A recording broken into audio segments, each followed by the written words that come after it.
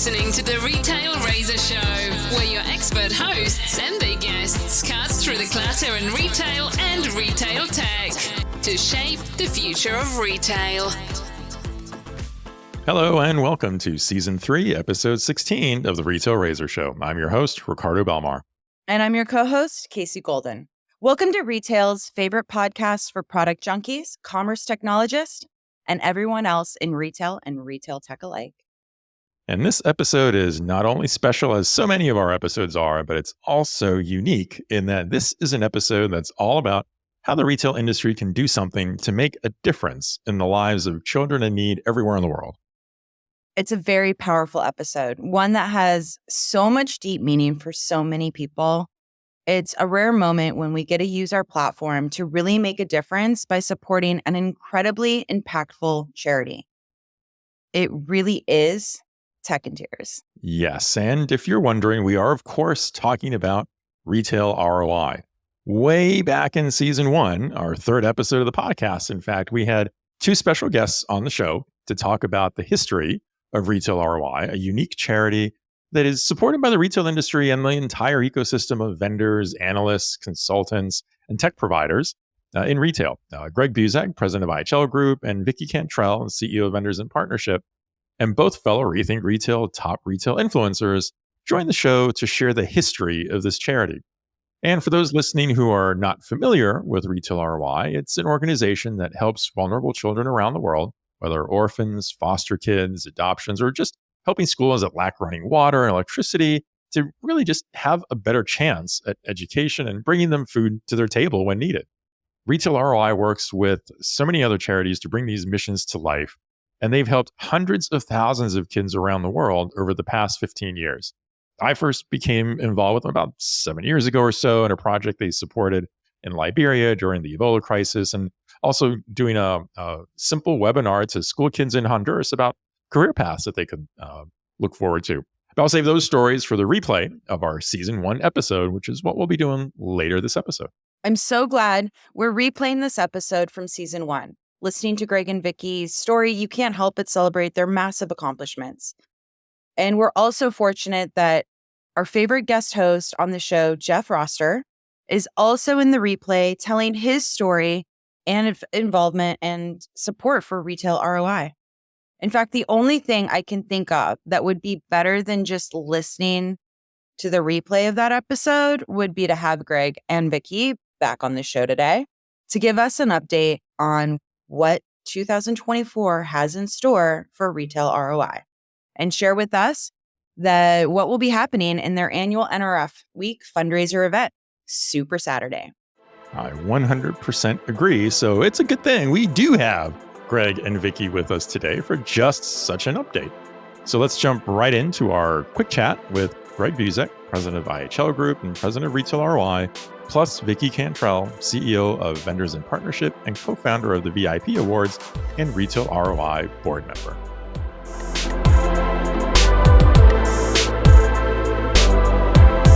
I'm so happy to have with us today Greg Buzek and Vicki Cantrell, two great friends and fellow top retail influencers. Great to have you with us today, Greg and Vicki. Well, it's great to be with you guys. Thanks Hi, for having me. Ricardo. Hi, Casey. Lovely to see you guys in this post-Thanksgiving time. Yeah. We've been looking forward to having you both on the show again to talk about all the incredible things that you've been accomplishing with Retail ROI since we last had you here, and also hear about 2024. What do you have in store for us? In the replay, our listeners will hear all about the history of Retail ROI, but this year is a special anniversary, isn't it? Our 15th. Wow. Our 15th Super Saturday. 15. So Hard amazing. to believe. I remember Yeah. the very first one. Yeah. We started, Yeah. we had our first discussion the day that Lehman Brothers went under. And our first Super Saturday was in January of 2010. Wow. So here we are, 15 Super Saturdays later coming up. So Yep. can you tell us a little bit more about what's planned for this special Sure. 15th Super Saturday event? Sure. Yeah. We're bringing things home. So we've been blessed with helping, I think, over 325,000 kids by partnering with great charities through Super Saturday over these 15 years. this year we're bringing it back home. In the United States, foster children are the most vulnerable kids that we have in our society, and that we have a system that's incredibly broken. And at the core of that, and the most impactful aspect of that, is our social workers that work with children in the foster care system. In fact, data shows that children who have one social worker find permanence over 74% of the time. However, if there's any turnover of those social workers, that drops to under 18% of the time, and with devastating impacts. Basically, a male that exits the foster care system that doesn't get permanent has an 85% chance of being in jail, homeless, or dead by the time they're 19 and a half years old. The average girl that exits foster care has 2 children by the age of 21 on social services there as well. In fact, when you poll prison inmates today, 25% of our prison inmates spent time in foster care at one point in time. And it's about the breakup of the families. And our focus this year is on impacting that. One of our partners came up with a program that saw a 73% drop in social worker turnover in 1 year. And we are working to bring that nationally through what we're doing with Super Saturday, to empower the skills and the people in our industry to make a difference, and to help elevate the role in the view of the minds of people of what social workers do and how impactful they are.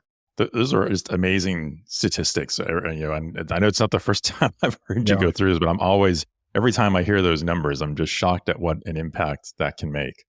Yeah, quite surprising. It's just stunning.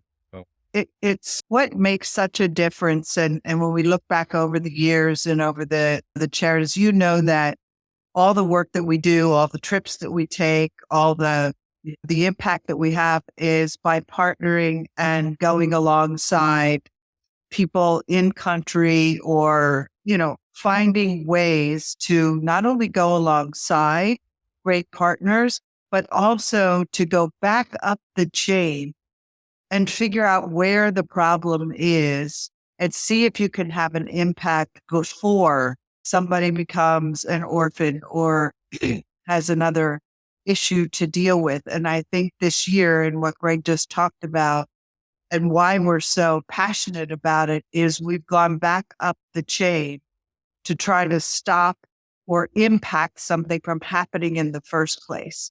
And the numbers are so compelling. It's going to make people feel so good to be part of this movement. People are always looking to make an impact. How do I make a difference? How do I get involved? How do I give back? I think that they're just going to feel it and know it, that they have stopped something bad from happening. And I think that's a really important message this year. Yeah, absolutely. So, one of the things that we always talk about is how retailers support what Retail ROI does. So for our retailers that are listening to this episode, what would you say is the best way for them to get involved, support what ROI is doing, join Super Saturday? What should they do? Well, in a nutshell, our ask of retailers is just show up and be there.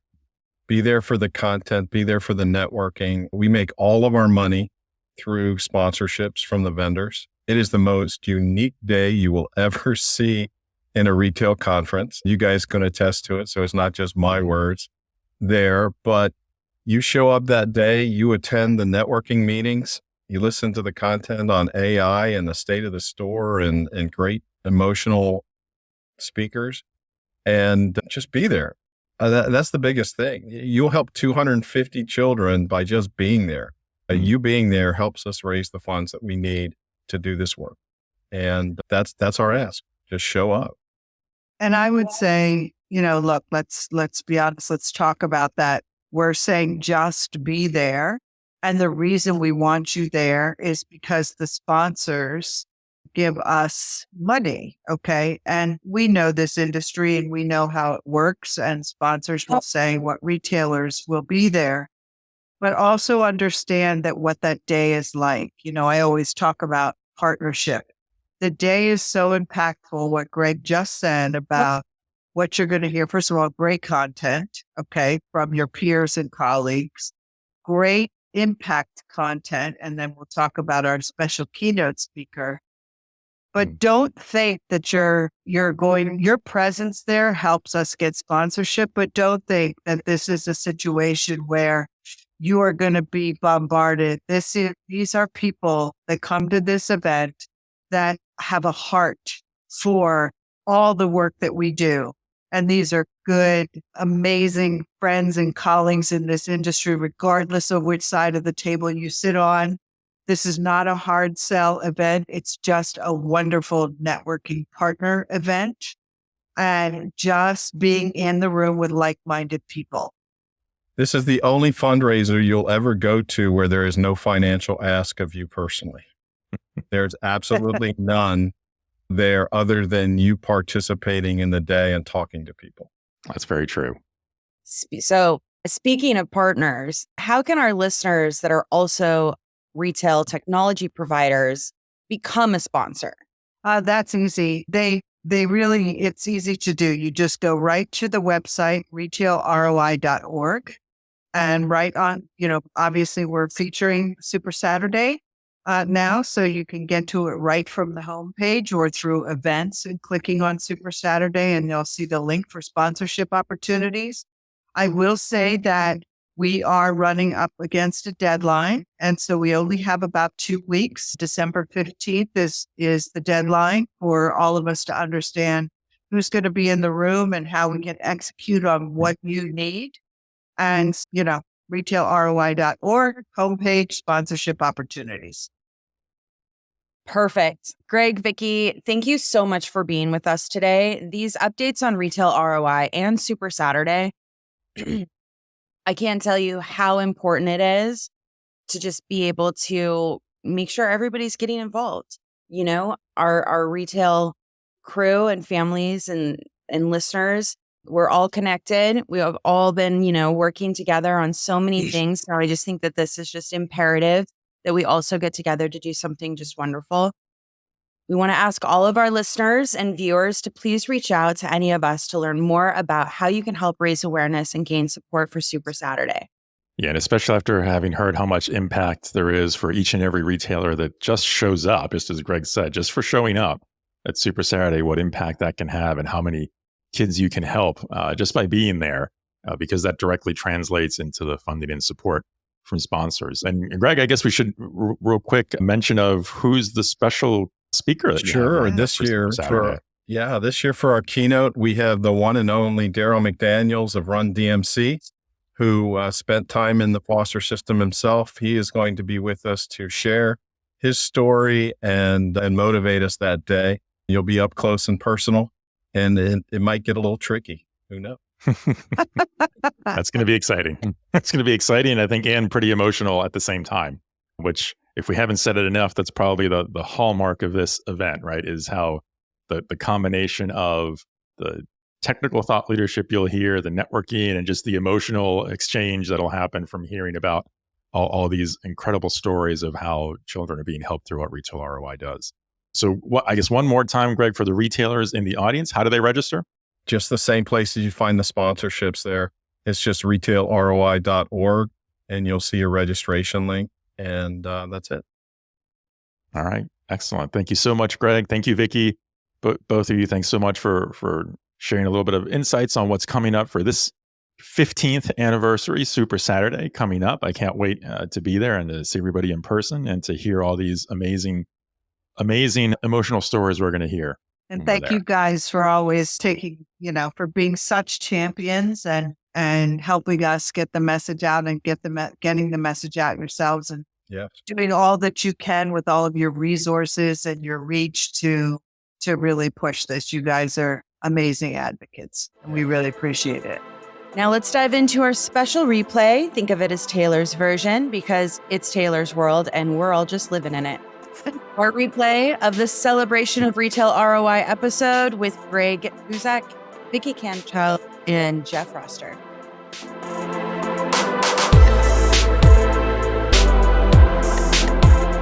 Welcome Welcome, everybody, to another session in the Retail Razor Club room.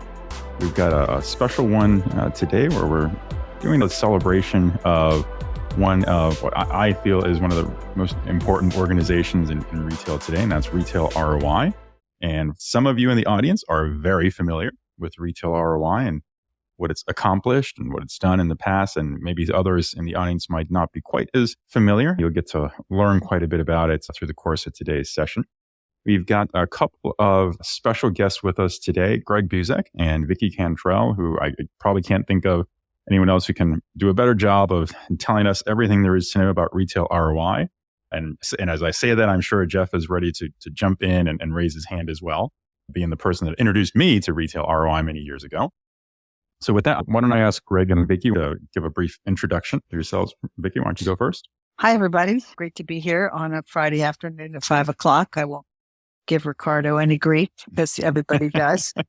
But this is a topic that's worth a Friday at 5 o'clock. And I've been involved with Retail ROI since the beginning, and I'm pleased to be working alongside Greg and Randy to figure out how we increase our help and how we make a great experience and divide the money and make the biggest impact. So I started 12 years. Are we 11 years? And have many great experiences, not only traveling myself to various countries, but also taking both my children there. And the impact has been on our life and our hearts pretty impactful. And happy to tell you more about it. I've been in retail forever and ever in all sides of retail. So I guess that's how I got involved, because it's my fellow cohorts in retail that brought this to bear. Greg? And I'm Greg Buzek. I guess my day job, or my first day job, is being president of IHL Group. We're a retail analyst firm. Gosh, this started because I had started a orphan care ministry at our church. And we were at Oracle Open World, and it was the day that Lehman Brothers went under, September 15th of 2008. And Paul Singer of Super Value and previously with Target was there, and I knew he was an adoption advocate. So we had a meeting and said, hey, maybe we could do something in the industry. And we could call it, at that time, there was a lot of mergers and acquisitions and everything was focused on efficiency. And we'll call it ROI, a play on words, which ends up being the world's geekiest name for a charity, Retail ROI. And then we just said, we call it the Retail Orphan Initiative. And that's how we get our acronym there. And that day, with the help of Rose Spicer from Oracle, Paul Singer basically did his open world presentation, about 10 minutes on target and the rest on adoption. And we were all astounded. And we came out of that meeting and said, let's do something together. And I know Jeff was there, Rose was there, Kathy Hotka, Mark Milstein, and I think Kathy Martyr were there. And we said, yeah, let's do something together. Instead of just competing with each other, we all know each other. We see each other all the time. It'd be fun to do something together in the industry. So that's the start of Retail ROI. And everybody assumed that Paul would be the guy to lead it. Paul had been the guy that took over for Dave Thomas of Wendy's, lobbying Congress for funds for foster kids and adoption. In fact, he had started a group called the Congressional Coalition on Adoption Institute that he helped fund initially. That is the only thing in Washington that has over 350 members of Congress, I think, in total, that are on the caucus together and agree on something. Paul was a giant for that. So we all assumed he would run it. There were three of us, myself, Paul, and Mark, that put up the initial seed money to get started, and we signed the paperwork. And 3 days after we signed the paperwork, Paul called me and said, Greg, I just got a call from the neurosurgeon. I have a tumor and I have to have surgery next Monday. And unfortunately, Paul, when he had surgery, never regained the ability to speak clearly and reason and stuff. So it kind of fell to me to take the leadership role for Retail ROI. So that's how we started in 2008. Thanks for the quick description for that, Greg. Jeff, you've got a pretty long history with Retail ROI as well. Why don't you give a quick introduction? Hi, Jeff Roster. Let's see, what am I? Co-host of, I guess, This Week in Innovation on some advisory boards. and try to keep Ricardo out of trouble at the Center for Retail Transformation, which we're both doing a very poor job at. So lots of trouble coming down the road. We're working on that. So Greg, Vicki, let me ask you maybe a couple of questions. So with that history that Greg just gave on how things started with Retail ROI, give us a quick overview on how Retail ROI works. I always describe this to everyone as a charity group that's basically built by the retail industry, run by people in the retail industry, and that it works with other charities to do a lot of great work around the world, helping children in need, whether it's orphan children's foster care. Sure. Yeah. Just to begin with, the first step we had to make is we needed to raise, hey, we got a charity, we got to raise money. So we said, how do we raise money? And we looked around the room and said, gosh, we know events. We know who all the best speakers are. And let's put on an event aligned with the timing of the NRF show. We'll call it Super Saturday. And we'll invite all the retailers to come for free, and we'll charge vendors that want to sell to retailers a fee, a sponsorship fee to get access. So we just basically said ladies' night at a bar, so to speak, was the approach. And that became our fundraiser. In terms of the initial charities that we did, the first initial charities were people that I had already started working with through some other experience. And then after that, it started to blossom as other people got involved. And so we have really three criteria when it comes to working with charities. Obviously, it's got to be a 501c3 based in the United States. They're involved with vulnerable children, orphan foster care, clean water, something to do with vulnerable children in some manner. Number two, it can't be a church or a synagogue or a faith. It's got to be a separate entity altogether. So it can have a faith-based component to it, but it's not something that's part of a community of faith in and of itself. And then the third piece of it is somebody in the industry has to be personally involved in the charity themselves and vouch for the integrity of that charity. And then we start really small with grants as low as $5,000. And we go up from there. We present that back to the board with the results, and then we grow from there. So in total, I think we've teamed up with over 55 charities to date with different variety of grants, and they work in 27 different countries. Thanks for that overview, Greg. I want to read some stats that you've given me before, just to kind of set the stage a bit for everyone here on what some of the accomplishments are. And to let everyone know, we recently at Microsoft had a special giving event held to try to raise some funds for Retail ROI, and Greg and Vicki were kind enough to join that session. And Greg presented a little bit of background for the employees that were attending that event. And I just want to read some of those and see if anybody on the stage has some reactions and wants to share some other info from that. And so the one that kind of grabbed me a lot that you mentioned, Greg, was if orphans were a country, they would be the 8th largest country in the world. And the other one was that for foster kids that age out of the U.S. system within 18 months, 85% of the boys are homeless or in prison, and over 70% of the girls are pregnant, homeless, or in prison. Those stats are just astounding to me. And I'd never, had thought about just how significant this really is. Yeah, it's a huge issue. And that's part of our role. We see our role as three parts. One's the knowledge of this problem that you just outlined. Two is leveraging our skill sets, our networks, who we know, what we know, to make a difference and come alongside different organizations that are doing great work where we can double, triple, or quadruple the impact. And then third is funding for projects. So you just gave some of the core stats out there for things. Yeah, and then I want to go ahead and share some of the accomplishment stats that you shared with me before. So this is since 2010, Retail ROI has funded over 206 projects in 27 countries, installed 26 computer labs. I think those were all in schools, correct? Schools, yeah. Yep. Well, there's been a couple that have been like in after-school programs. Oh, okay. As well. So. Okay. Yep. And then also on the list of what you had provided before, built or remodeled 21 school buildings or homes and helped rescue over 1,400 women and children from sex trafficking through border monitoring, helped support over 1,500 adoptions, and built 14 wells and clean water projects. I think overall you calculated and estimated that over 252,000 children have been helped by the people of Retail ROI since 2010, which I think is an amazing accomplishment worth celebrating. Yeah. And to be perfectly transparent, it's our charity partners that have done this work. We've kind of played matchmaker at times and lended some funding for things, but it's the real benefits of retail ROI is when we take really successful people in the retail industry and connect them with these charities and then let them go. Just make the introduction. Turn the light bulb on. If I can turn the light bulb on and just point people in the right direction, amazing things happen. So I'll give you an example. Yeah, can you give us some examples of those? So this makes it all clear.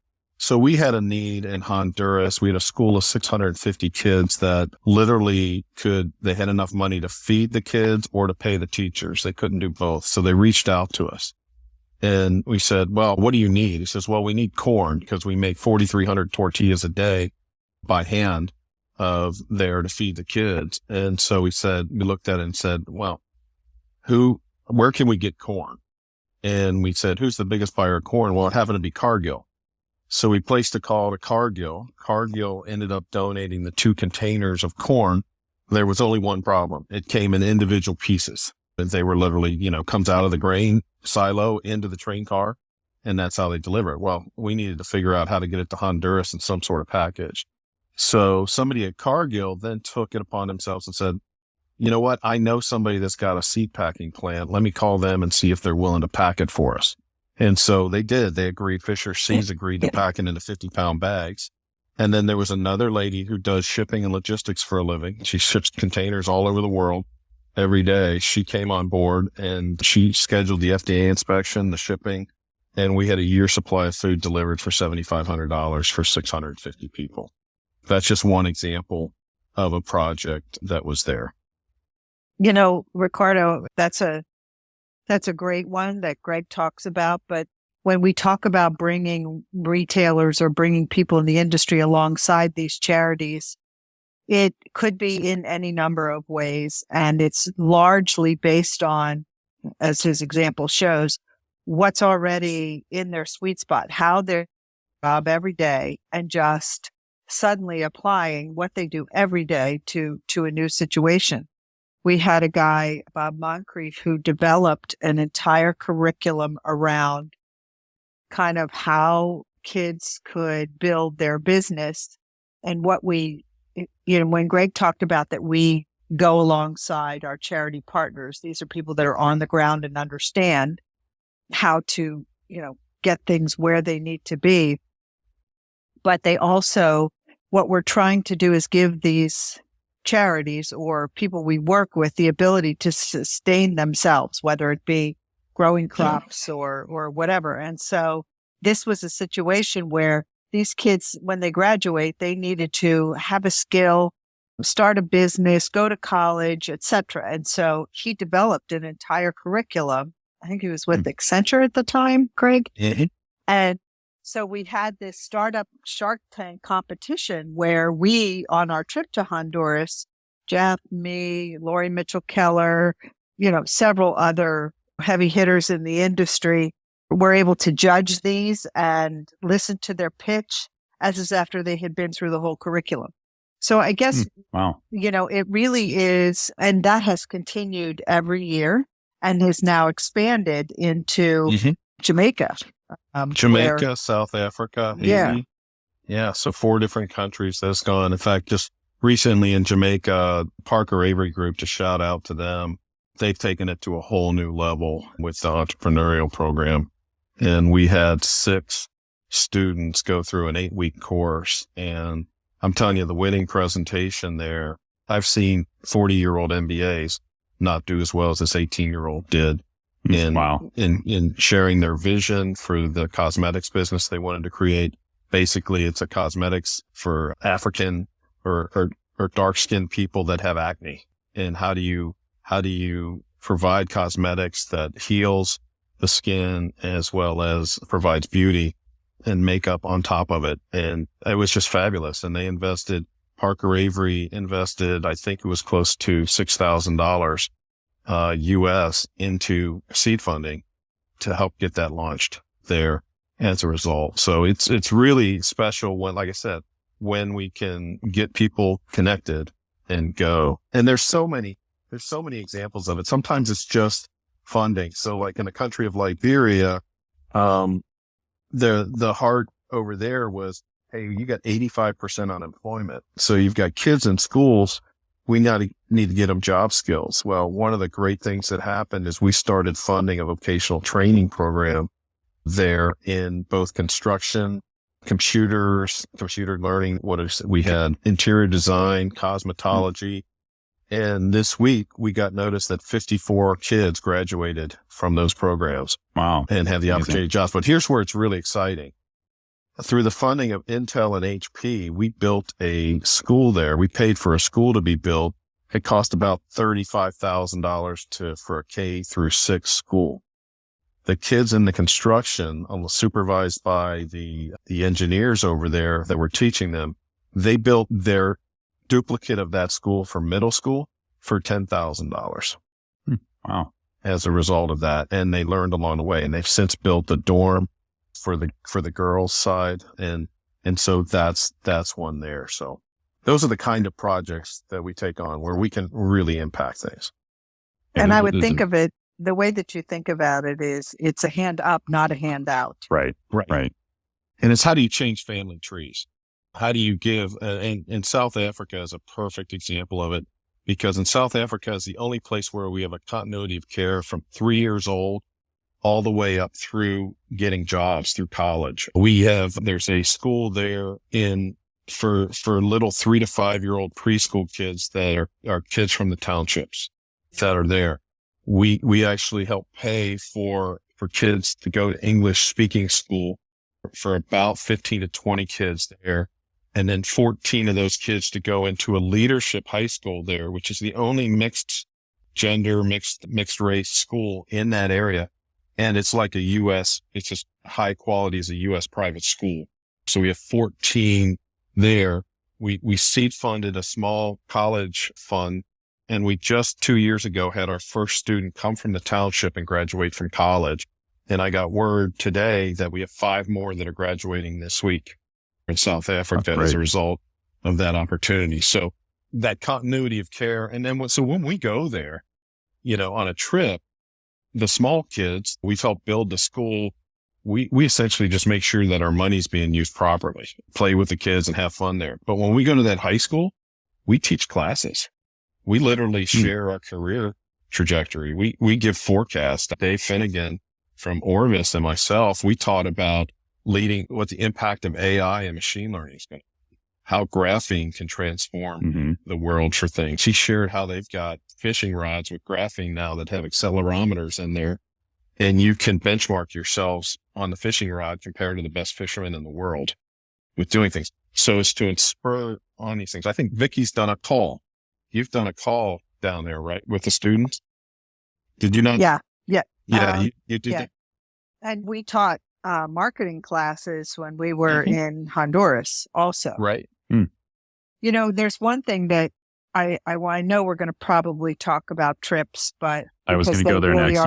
Yeah. They are the heart of how we see what we can do and how we get our reward, kind of just seeing these things. But it's directly related to what Greg is talking about.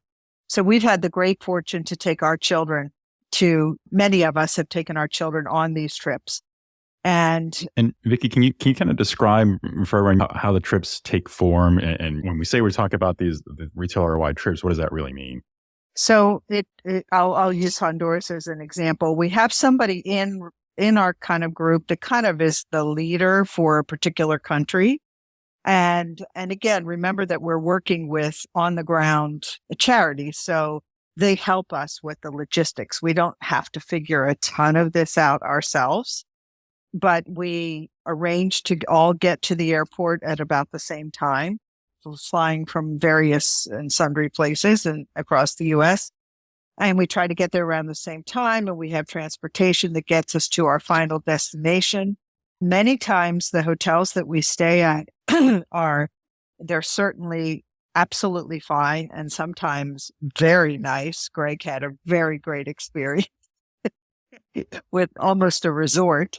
Yeah. And then we spend the time at wherever we are, whether it's, at the school or in my case in Honduras, this was the place with the 600 kids of various ages.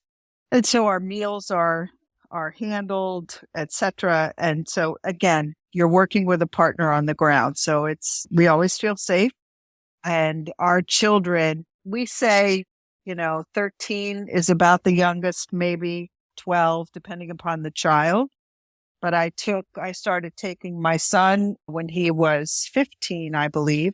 He's been on six trips, and my daughter's been on 2 or 3 trips, just to dovetail what Greg talked about. So here we had a panel on the stage talking to technically the juniors and seniors about interviewing techniques. And we did role playing, and we did some mock interviews, and we talked about each person's business, whether it was SAP or Gartner or IHL or whatever. We talked about the businesses, and we talked about how they should be in a corporate environment and all of this. And I will tell you, because kids, all of you who have kids, don't listen to their parents, our kids got as much of an education as all of the children at that school. And I would honestly say that we've gotten tremendous benefit for our retail children who have listened to the people that are in our industry while they're in a foreign country. It's just one of those little side benefits. I think Jeff's got lots of, Yeah, I can't emphasize what Vicki just said more. Probably the single best amount of money I've ever spent in my life was taking my 2 twins to Honduras 4 times. I don't know, what was it? Probably 10, 12 grand for for all 3 of us for those 4 times. They got a better business education than they probably did at the UC system that they both went through. I mean, when you think about, Vicki, when you think about what our kids heard in Honduras, when they heard, they got to hear business executives talk and they listened, but then they also got to see what happens, if things don't work well in a country. And so they just came back better people. They just flat out came back better people. And it was a great, great investment. The most fun I have in Retail ROI is going on a trip where we take our teams, and I get to watch my friends beam at the things that their teams are doing. We were handing out the Tom shoes instead of buying the Tom shoes. And to watch the kids thrive and to watch the parents and the pride in their parents of watching their children give back was really, really special. When we do trips, we have some minor projects, but it's not like you would say with a church mission trip or somewhere, hey, we're going to go build something or we're going to do something. I mean, that's a waste of time for most of us. So some of us may have a skill set there, but what we do have is a lot of knowledge and a lot of networking. And so when we ask people to go on trips, if we've got our students with us, we got to keep them busy. But for the most part, for the adults in the industry, we want you to see the work. Just come experience the work, see the impact, because there's literally 30 things a day that we do and take for granted that we don't even think about because we're so proficient at it, that the charities we work in, it's a real struggle, and they may not know how to do that. So most charities, for instance, they live month to month. Are we going to get enough money here to make it through the month? And then you bring somebody down and says, hey, what's your 5-year plan? Where would you like to be in 5 years? Let me walk you through that and put together a plan for how you can move forward and reach the goals you want to look for. Because most times you're too busy doing the work to think through the plan of how you might get there. And so that becomes really advantageous to them. So every trip we have a brainstorming session every single night at what we saw and how we can help and whose network we can tap in to help solve that issue. And that's where the real value comes in. It's not that we go build a building or, things there. Yes, we teach classes. Yes, we provide some things there, but the real value is when we come back after seeing the projects and put our networks and our knowledge together. John Geierman, the perfect example. John went down there, saw the kitchen situation, and he was vice president of Schlotzsky's franchise operations. He went back to Schlotzsky's and asked all the suppliers to donate the equipment. And he put $1 million kitchen into that school for about $65,000 total cost. But he didn't stop there because he was so touched by the kids that he was serving. He said, these kids can benefit through certification. So he took the food safety course of Schlotsky's, translated it into Spanish, taught that class down there on a next trip, and then gave certification to the kids so they could go get jobs at hotels, etc. That was all his idea after being down there, seeing it and working it. And those are the kind of things that happen. Mark Haney, another one. He was installing Chromebooks with an SD card for us down in Dominican Republic. He said, there's a better way of doing this. And he came up with this concept of internet in a box using a Raspberry Pi. And now they've created their own charity called Control Alt Delete Poverty, which may be a geekier name than Retail ROI, but they have now put computer labs in 27 countries. And it's literally a carry-on bag that can provide first world education in 3 different languages anywhere in the world at a moment's notice, because it creates its own little Wi-Fi network, battery powered. And those are the kind of things that happen when people go on trips and say, there's a better way of doing this. And it's been so special to watch and be part of. Yeah, that seems just like in such an amazing process when you get the knowledge and skill sets from all the folks who are coming on the trip and you come up with all these new ideas. And the other thing I wanted to ask, so that one way from the trips, how else do you have retailers, and I shouldn't just say retailers because I know there's plenty of engagement from people throughout the industry, not just from retailers, but how do people get involved to begin with? What are the inroads how do you reach people and how do they first get involved typically? Typically, the first start for most people is the Super Saturday event and simply coming to Super Saturday. For every retailer that attends Super Saturday, we generally can raise about $5,000 in sponsorship money from vendors.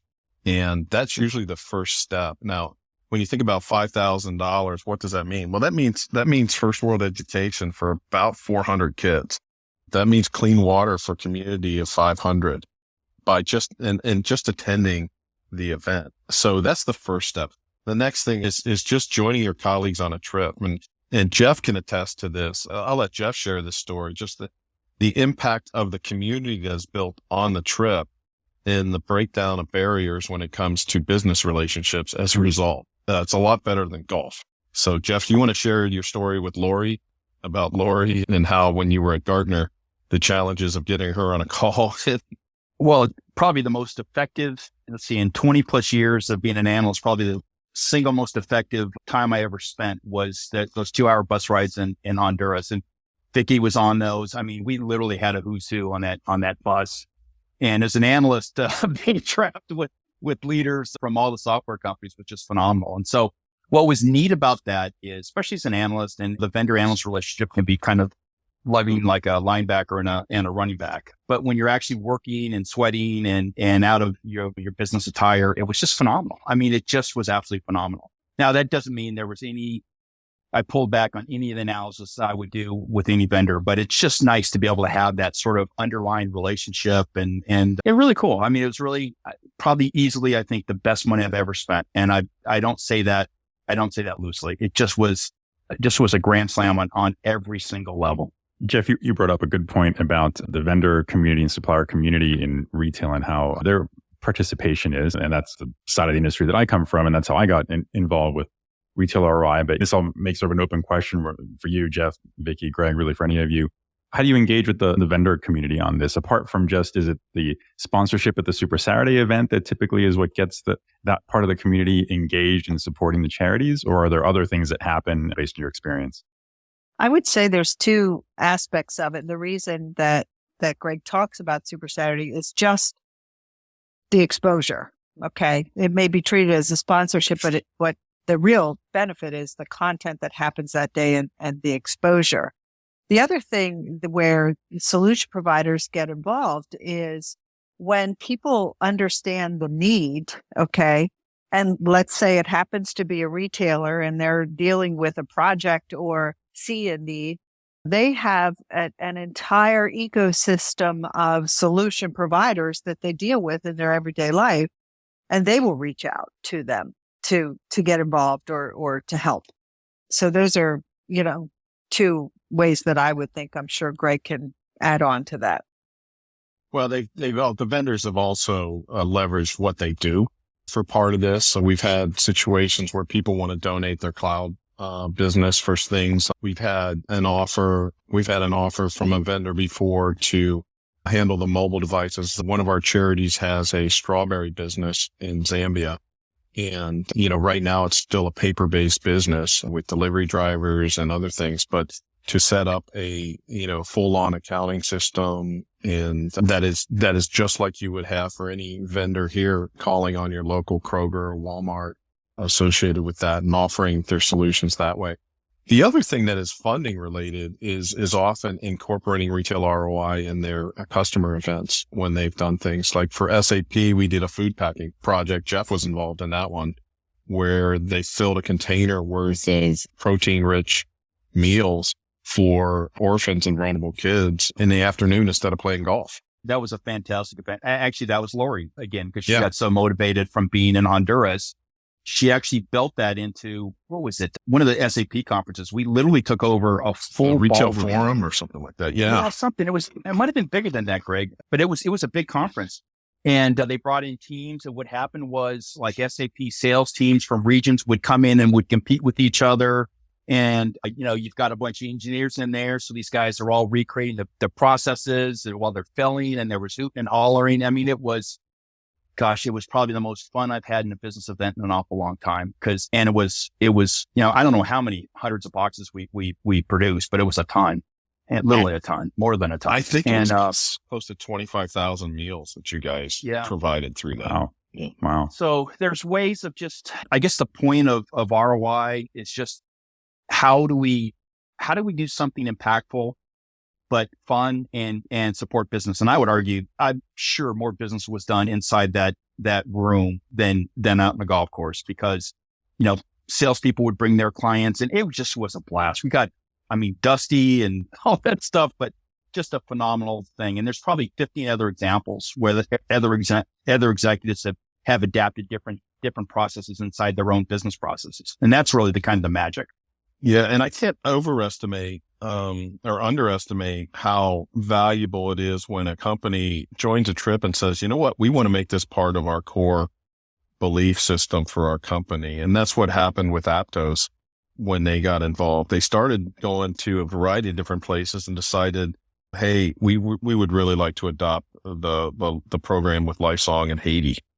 And they've done, I think, 9 different trips now and helped build a school, a community center like this, which is like a hotel. I guess there's like a hotel type thing. They brought in people from Marriott to teach, hospitality training there. Then Verlin got involved when he was with Verizon and got satellite communications there. But the company is behind it and has made it part of everything that they do for customer events and continues to invest. And Parker Avery is now taking over Jamaica for us, which is really the next place where we plan on taking a lot of our youth, because we don't have the language barrier and we have a huge opportunity in the middle of Jamaica there. So it's a nice weekend trip, a long weekend where we can take our kids as well as other executives and really start to have an impact on a community, providing job opportunities, providing insight, training, et cetera. Greg, let me ask you, with all the examples that everyone's brought up here today, how do you come across the different charities? Do they come to you? Do retailers, for example, who want to get involved say, Greg, I'm working with this charity and I think they'd be a great candidate for Retail ROI? How does that happen? Yeah, that has happened. And that's where we love to have that, where it's not all on Greg, Vicki, and Randy to pick the charity. So we've had several charities, like Jeff has been involved with Thierry with Senegal, and they created a charity to reach out there. But it's usually somebody who's passionately involved with the charity. So Gary Craig in Canada has been involved with a group called Sunrise Homes, and the actual work is in Myanmar, which obviously has been through a lot in the past year. But it's an orphan home in Myanmar, and that's the start, because they're personally involved with this charity. And I didn't know anything about it when it started, but we started with a very small project.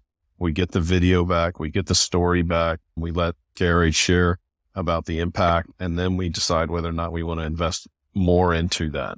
We've done that with some charities quite a bit because so many people have gone on trips with them that it's just kind of like a no-brainer. Same thing with like Free for Life International. John Geierman that I mentioned earlier got introduced to Free for Life through Super Saturday after doing that work in Honduras. And he's now chairman of the board of that charity. And they're the ones that did the rescue of over 1,500 women, I think now, and children on the border of Nepal and India as a result of that. So there are things that, where you bring the results back and say $10,000 helped rescue 1,500 women this year. That's no brainer to do things. The best way is that way. And then I've had others that I've just been fortunate as I've gone through my learning curve to say, man, this really has a huge return. So I'll give you an example of two here in the United States. One's called Safe Families. The other one is called Together for Good. What we found out through that process is over half the kids that go into foster care in the United States are not there because of neglect or abuse in any way. It just meant at a point of crisis, there was no safety net for the kids. That crisis could be escaping an abusive relationship. That could be drug abuse, short-term prison. And somebody that has an accident has to have a surgery and there's no safe place for the kids. And it's tragic. Once those kids go into the foster system, they not only cost $92,000 a year for that, the average time is 3 years in the system. So you're talking $270,000 there. Well, if that happens to you or me, we usually have family members or somebody else that can watch our children. So what Safe Families and Together for Good is, they basically provide that safety net for that short-term care. So a family steps up and said, you know what, I'll watch these children for 45 days, 60 days. Mom and dad still have legal responsibility for them. But in this point of crisis, we're going to come alongside and be that safety net for this family. And that costs about $1,000 per family. So that $1,000 covers all the things related to social workers, transportation, medical care, all that stuff for the children. That saves a family, saves the government $270,000 on average for $1,000. So we look at that ROI and say, that makes sense to do. So we've had over 22,000 kids now, 22,000 families that have been preserved through those programs as a result of this. And so those are things that, through my education, I just personally found and said, this makes sense for what we're doing. And this needs to increase because it has a big societal impact. One of the things that I've always been both surprised and impressed with when I listen to all the different charities at Super Saturday is how effective what seems on the surface like a relatively small amount of funding, but the amount of impact that can have. One example I always remember, because it was, I think, one of the first ones that got involved in that first year that we sponsored Super Saturday, Greg, and it was with the More Than Me in Liberia. Yeah. And I think this was when they, through some of the sponsorship dollars, right, they bought the first ambulance in that area. Yep. I remember you telling me afterwards that the impact was, and this for everyone listening was during the Ebola crisis at that time. Right. And if you remember when the year the Time magazine labeled the Ebola warriors their person of the year, it was that time frame. And I remember you telling me the impact of the ambulance meant that doctors' visits in that town went from what otherwise could take a day's trip just to get to a 4 days. 4 days. 4 days. But it went down to like 45 minutes. Right. Which is just such a massive impact. Yeah. With Ebola, first day you feel like you got the cold or the flu. Second day, it gets a little more serious, but it still feels like malaria or the flu, things that you don't really have. But the third day is when the really bad stuff happens. And by day 4, you're dead. So when you can imagine that in the largest slum in Liberia, which is an area about the size of your normal large mall in the United States, and 100,000 people live there, Ebola is in the middle of it. And if you touch a person that's infected with Ebola, you get Ebola. And that's how many people are in that area. And it was taking 4 days for an ambulance to come. And so when Katie, when she asked me for money for an ambulance, it was pretty much a no-brainer for me. And so, and here was the other part. There were only 4 ambulances in the entire country, which is the size of New Jersey. Yeah. So Yeah. you can imagine how tough that would be. But yeah, they were able to get the call rate down to less than an hour. Yeah, that was just an amazing impact for what ultimately is not that great a spend, right? Just to pay for that ambulance compared to what I think the expectation that a lot of people probably have before they learn about what you're doing and what all the charities are doing is that, how can I raise enough money to have an impact? And I think maybe the biggest takeaway from all the work RetailROI does is that any amount can be put to good use. Yeah, I would that's an really- example. Yeah, I'm sorry. I just No, wanted go to say ahead, that's an example where all we did was provide money, period. And it had that impact. Go ahead. Let's talk about the money for a minute, because as we all reach a point in our lives where we really feel like we want to be doing more and giving back. And I remember when it felt that way. And there's always this strange feeling when you hit that point in your life of, well, how can I make an impact? Yes, I could write a check to something, but it didn't have, it didn't feel like it was something I was connected to, because you really do want to make an impact beyond being able to donate. And so I have learned 100 times over that and you think whatever I as a single person would do is not going to have enough of an impact. And what I've learned and seen 100 times is all you have to do is impact one person, literally one person, because that person gets such a benefit. It is such a circle it just ripples out from there.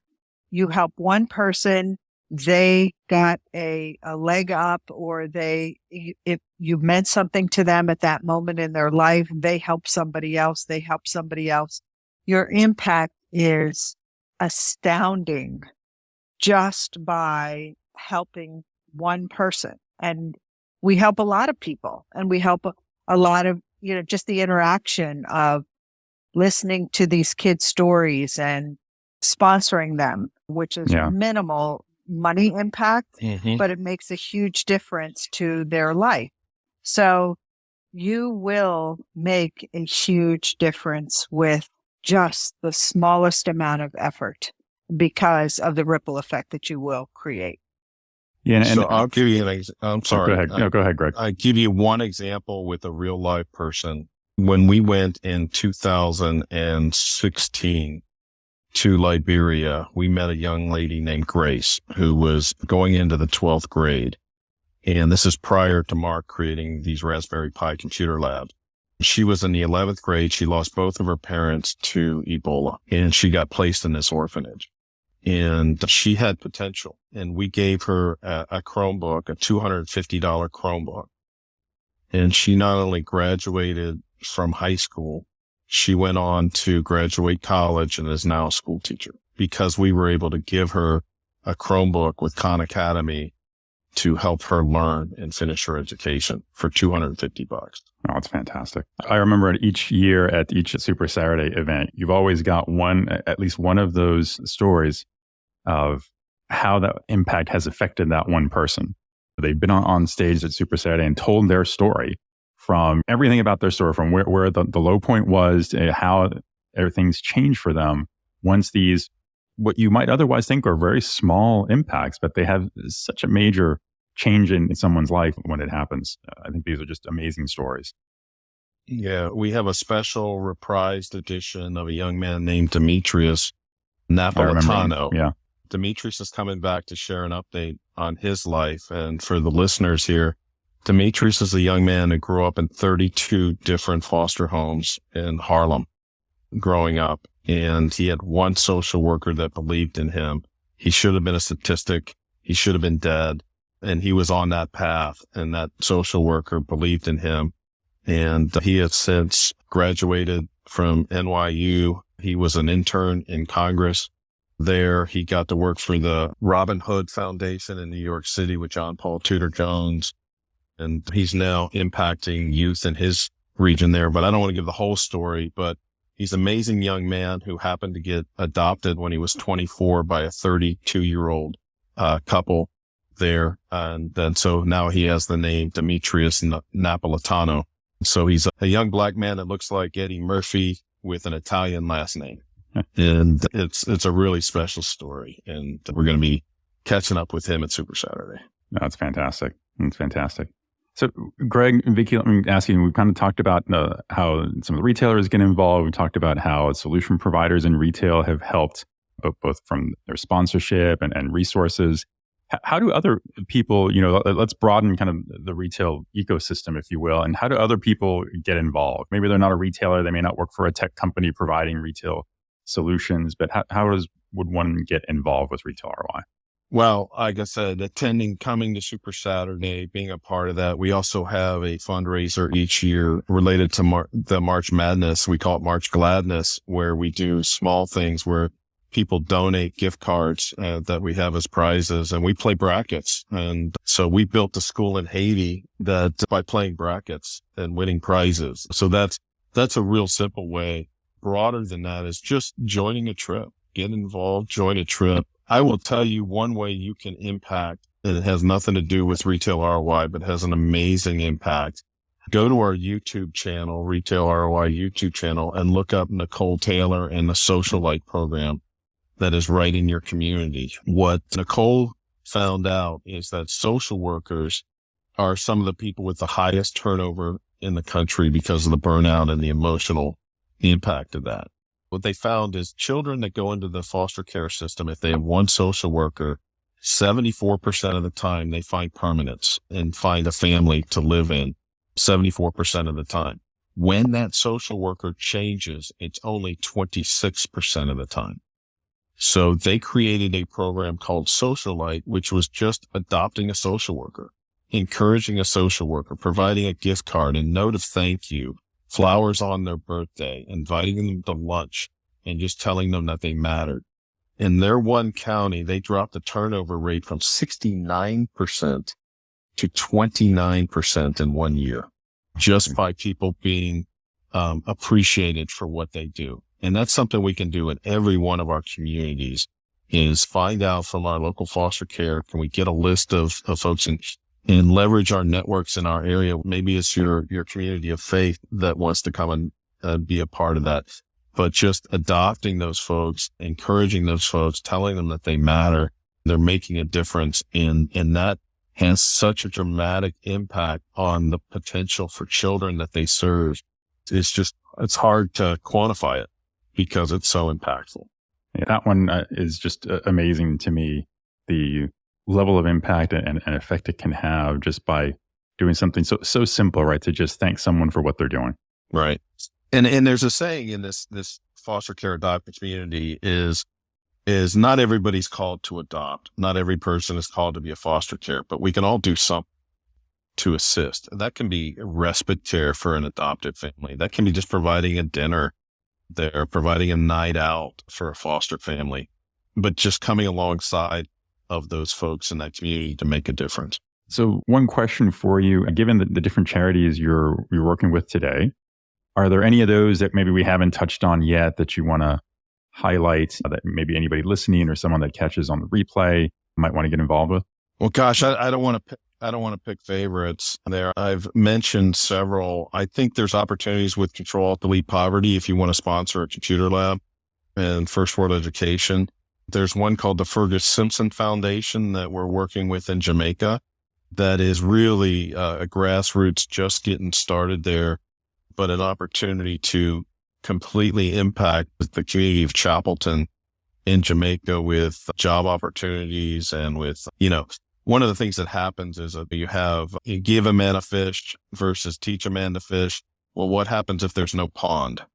And that's what we're doing, is helping create a pond in that part of Jamaica. I will give you actually one. It's a for-profit company that I think retailers and anybody on this call may be interested in. And there's a group called Tide Rise. If you look up Tide Rise, I think it's tiderise.co, but look it up. Behind it is the organization that created the app called Flip, that is digitizes retail circulars so you can see deals. The CEO of that company went to Malawi and was working with an orphanage and came up with that same problem. If there's no pond, how do you teach a man to fish? So they created a technology business incubator there that cleans data for artificial intelligence. And they took their lead sales guy for Flip, and he's now leading this organization. And they're looking for projects from retailers and companies that want to have clean data and tag data for artificial intelligence. And that's what the folks there do in this community now. And it's building up jobs in that community as a result. So Tide Rise, Ferguson Foundation, Control, Alt, Delete Poverty are some of those. There's also Casita Copan in Honduras, which is a different place than we used to go there. And they have been able to purchase a big section of property very recently in the last 6 months. And so they are going to be able to serve many more kids and have them have a family environment. And so that's another kind of enclosed thing that people can really see the impact of their involvement. And one last one comes to mind for impact in the United States as well as Dominican Republic. The Thrive and Joy, Nick Fagnano Foundation was started by Mary Fagnano, who used to be with Chain Store Age magazine. Jay and Mary tragically lost their son, Nick, when he was 19 years old by a freak lightning strike in Southern California. He was washing his feet off in the ocean and got struck by lightning. We encouraged him. He had a passion for Dominican Republic for some reason. And they started going down there, and that's become a life mission for them. They started a US-based version called C11 that's underneath them, which is 11 character traits, and they're teaching them in public high schools here in the United States. And it's become clubs. So just like you have the singing club and the chess club or the Fellowship of Christian Athletes or whatever, they now have a club called C11 that's now in the LA County schools, where the kids meet with Jay and Mary and other folks that become leaders to teach character qualities that they may not be getting at home or at school. And they're about 2 years into that one. So that's a charity as well that I would encourage people to get involved with.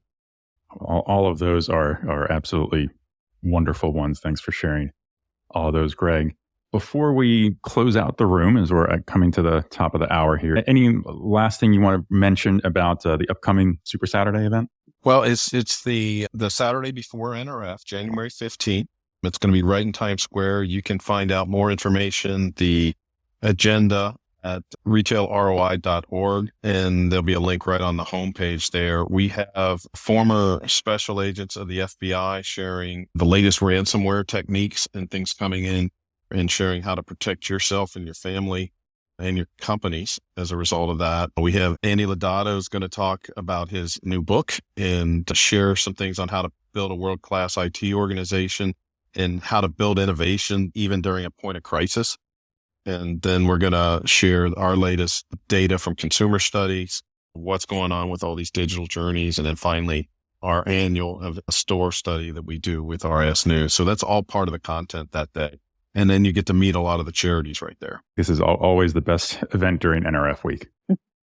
Thank you. Vicki, any final comments you want to share just in general about ROI or about Super Saturday or how everyone can support? No, I think that we covered all the different aspects. Again, there is no substitute for seeing it, feeling it. We always say, and it's true in Super Saturday too, a little bit, but when you go on a trip, you experience everything with all 5 senses. And that's what really makes the impact. Wonderful. I know I haven't been fortunate enough to go on one of the trips, but I hope that at some point I'll have a chance to do that. But I always make a point of getting Super Saturday on my agenda because I wouldn't miss that for anything, both for the content and just to learn about what all the charities are doing and do anything I can to help with that. Jeff, any final thoughts from you? Gosh, it's just such an amazing thing when you can put your business skills to work. I think we've said it again and again and again. When you get into Senegal or Congo or Honduras, any of the places I've been, it doesn't take much. It's just anybody that's an assistant manager, 22-year-old assistant manager in a store can just crush it when you go into emerging economies. Our skills, our ability to schedule, or just absorb information, those are all just the skills they're all crying for. And by the way, a lot of the charities could use that skill just as much.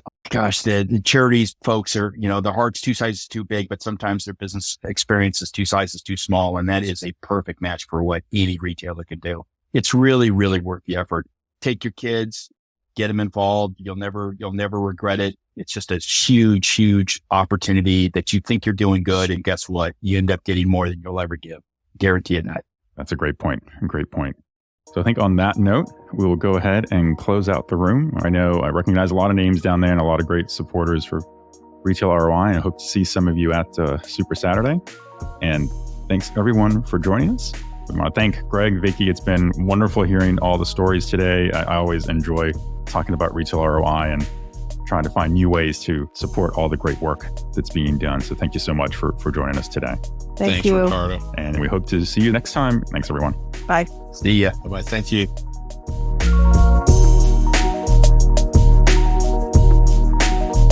If you enjoyed our show, please consider giving us a 5-star rating and review on Apple Podcasts.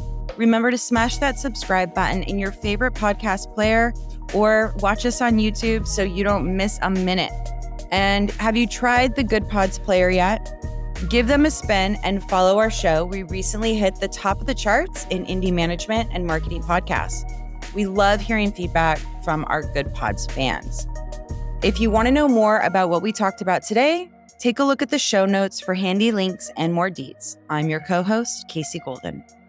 If you'd like to connect with us and share your feedback, follow us and the show on Twitter at KCC Golden, Ricardo_Belmar, and at Retail Razor, or find us on LinkedIn. And if you want even more from us, be sure and subscribe to our Substack newsletter for full episode transcripts and bonus content. I'm your host, Ricardo Belmar. Thanks for joining us. And remember, there's never been a better time to be in retail if you cut through the clutter. Until next time, this is the Retail Razor Show.